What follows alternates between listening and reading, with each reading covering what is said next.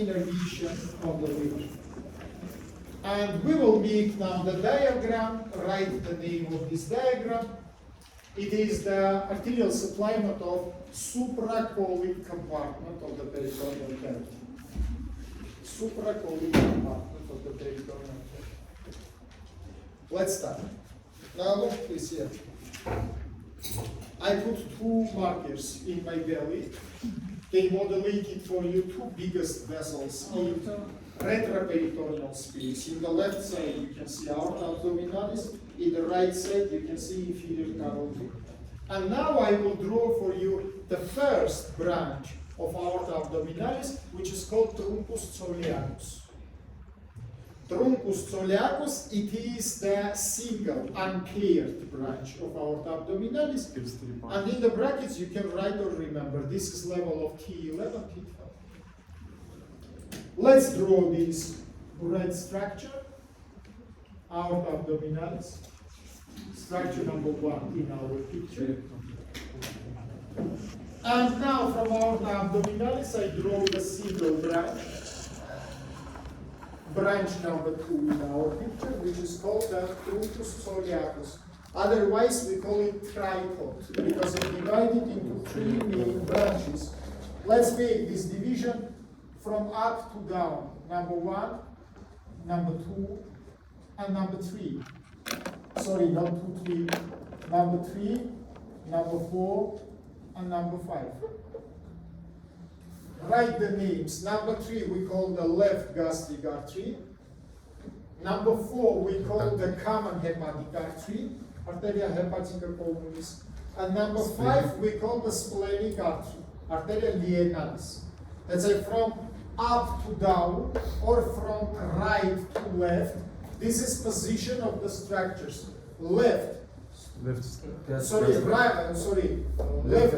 artery, common hepatic artery, and splenic artery. Remember, please, it is positions from up to down, and from right to left. Very well. Now I need here several organs which we will supply together. In the right side, let's draw the liver. In the middle side, let's draw the stomach together with the duodenum.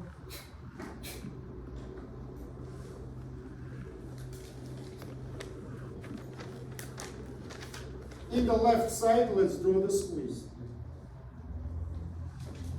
That is the main structures which is need to supply now with these vessels, which I draw now for you. Now minute attention to me. I will start from artery number 3. This is the left gastric artery, and I will descend it down to the lesser curvature of the stomach. 1 minute attention to me. How arteries, which I draw now in our picture, will come from retroperitoneal space to the peritoneal cavity, by ligaments, of course. So I will draw for you the ligaments which is connected retroperitoneal space with the peritoneal cavity. Let's write, please, artery number 3, first of all, enter inside of the gastropancreatic ligament. 1 minute attention to me, please. This is ligament which is located in horizontal direction, which is connected the retroperitoneal space with peritoneal cavity. For example, I am pancreas, he is stomach. Horizontal ligament which is connect us to each other we call the gastropancreatic ligament. Continue please, but after these artery enter inside of the hepatogastric ligament. Let's say from gastropancreatic ligament, it is come to the peritoneal cavity. Then inside of peritoneal cavity, it is enter inside of the hepatogastral ligament. And 1 minute, look in the picture, please. Supply approximately left half of the lesser curvature of the stomach. It gives many branches to the stomach walls, and the anterior wall and to the posterior wall. By the way, guys, minute attention to me. I say you that the liver, it is mesoperitoneal organ. Stomach is intraperitoneal organ. Several days after we will study the stomach. But stomach has two narrow binds, which doesn't cover by the peritoneum. One is along the greater curvature. Second is along to lesser curvature. This is the places of attachment of the ligaments. Now imagine that he is stung. My two hands, which I provide to you, it is two layers of the ligament. Of course, this ligament must attach to some place of the stomach. And of course, the place of this attachment will not have the peritoneal coverage. These places of attachment located or along of greater curvature of stomach or along of lesser curvature of stomach. Remember it, please, and let's continue. Now look please here, let's provide it now artery number 5 to its destination finally. It is located in retroperitoneal space. And in retroperitoneal space, it is passed along the superior margin of the pancreas, body and tail of the pancreas. Then finally, look please here, I will draw it by tracking line. Then finally, by special ligament, which we call pancreato-lienal ligament, or pancreatosplenic ligament, which is connecting tail of the pancreas with the hilum of the spleen. It is become to the peritoneal cavity. And then it comes to the peritoneal cavity. Draw please here. Draw please here the pancreas with its head, with its body, and with its tail. By the way, tail of the pancreas come up to the spleen, 1 centimeter there, 1.5 centimeter. Let's say then you make splenectomy, you should be very attentive to not ligate the tail of the pancreas together with the splenic vessels. And look what is happened. First of all, it gives the descending branches to the pancreas. Huge amount of the branches which is supply body and tail of the pancreas. In my picture, this is 6 arteries. Call them rami pancreatici, approximately from 10 up to 12. And they supply, again I tell you, body and tail, not head of the pancreas. Body and tail.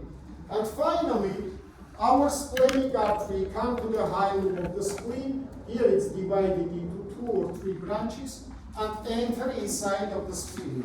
But before entering to the spleen, it gives several branches to the fundus of the stomach. In my picture, this is branches 7, which we call short gastric arteries.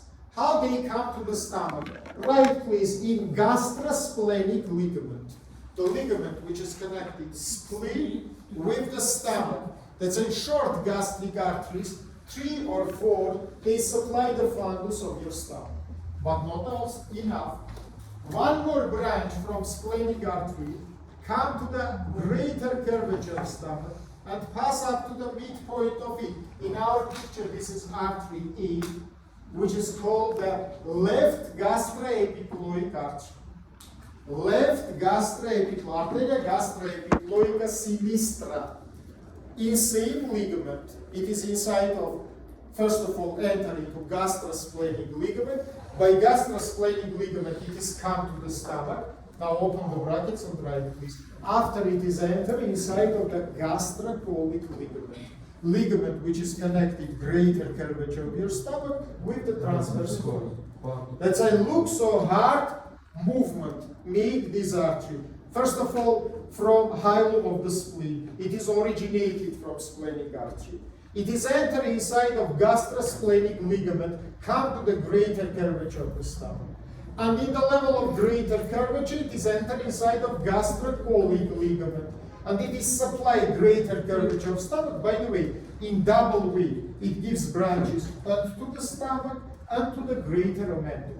You understand that? Gastrocolic ligament, it is uppermost point of the greater omentum. Let's continue. Now attract your attention into artery 4. Artery 4 from retroperitoneal space must to come into the peritoneal cavity. How? Open the brackets and write please. Again, gastropancreatic ligament. The same ligament which is provided left gastric artery, yeah? Several minutes before.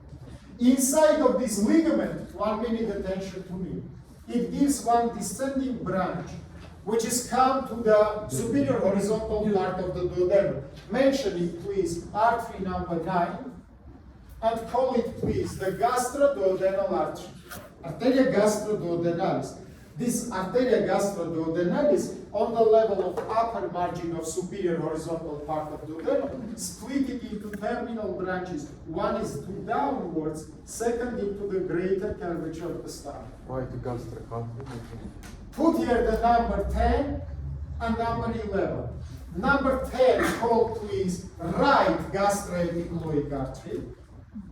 How it is come to the peritoneal cavity? Inside of the gastrocolic ligament. Let's say it is enter inside of the gastrocolic ligament and supply greater curvature of the stomach in the right side. Approximately in the level of the midpoint of the greater curvature, it is forms the arterial anastomose with artery 8, which we call arterial arch of the greater curvature. These two arteries, 8 and 10, connected to each other, and they form arterial anastomose. Artery 11, we call superior pancreatoduodenal artery. Superior pancreatoduodenal artery. Open the brackets and write, please. It is supplied superior horizontal part of duodenum and descending part of duodenum up to the level of papilla duodeni major. Now 1 minute, look please here. I will draw for you papilla duodeni major. It is located in the level of middle and lower thirds of the descending duodenum. Let's say up to this level, I draw it by interactive line. Head of the pancreas, together with duodenum, will be supplied by artery 11. It doesn't come to the peritoneal cavity. It's located in retroperitoneal space because these mentioned structures which it's supplied, it is retroperitoneal structures, not the peritoneal. Idea is understandable for you. That's why once again I say you. Artery 11 we call superior pancreatoduodenal artery, and it is supplied duodenum and head of the pancreas up to horizontal level of papilla duodeni major. Let's continue. After giving of artery 9, we rename artery 4 and call it artery 12. Artery 12, it is proper hepatic artery. That's a common hepatic artery, become to proper hepatic artery. Open the brackets and write, please, proper hepatic artery located inside of hepatoduodenal ligament. And inside of hepatoduodenal ligament, it forms the portal triad with two other elements. It is the portal vein and it is the common bile duct.